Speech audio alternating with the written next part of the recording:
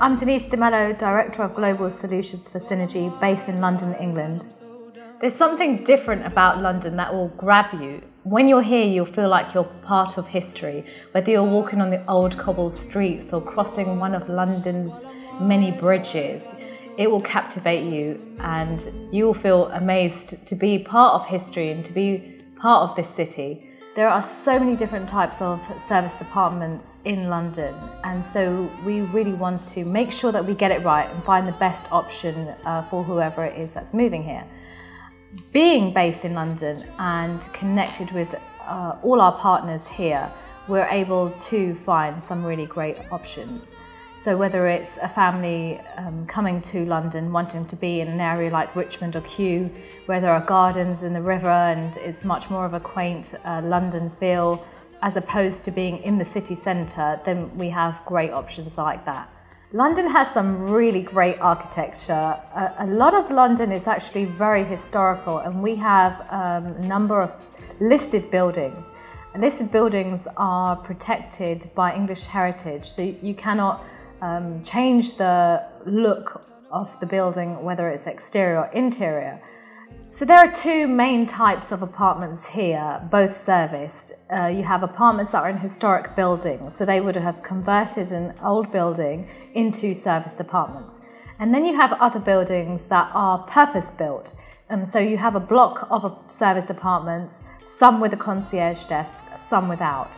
A lot of the apartments nowadays are these purpose-built buildings. There's a huge amount of construction in London going on and a lot of apartment blocks coming up. And so nowadays you will see more apartments that are this purpose-built service type apartment block as opposed to listed buildings. Let's talk about the differences between service apartments in the US and service apartments in London.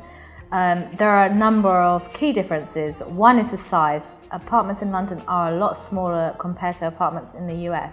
And the reason for this is due to the space. The city is a huge city, highly populated, with limited space. So the way the apartments are designed are to be versatile and maximize on space. We have double beds. We don't have king-size beds, queen-size beds. That's like 6 by 6, 6 foot by 6 foot beds. We have double beds. Air conditioning is a big difference as well. The majority, probably about 15% of apartments in London do have air conditioning and the rest don't. And it's the way the city is. A lot of these period buildings that have been converted into apartments are not designed in a way that we can now put air conditioning units in. Our washer dryers are very different. We have these combined washing drying units, and you cannot put your entire week's load into the washing machine and then try and dry it. You probably will have to dry in 3 sections because they're not the size of the washer dryers in the US, where you have almost a whole room for a washer dryer unit. Here we don't. They're actually pretty small.